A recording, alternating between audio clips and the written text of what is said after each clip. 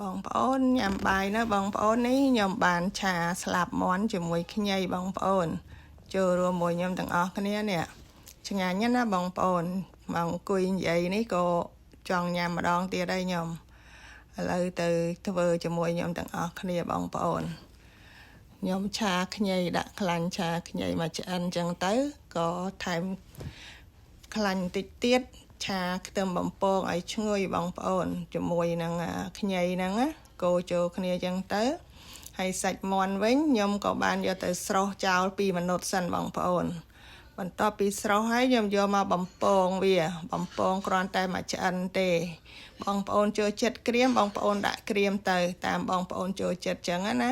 ហើយឥឡូវនេះឆ្អិនហើយខ្ញុំស្រង់វាយកមកដាក់ឆាជាមួយខ្ញីយើងហ្នឹង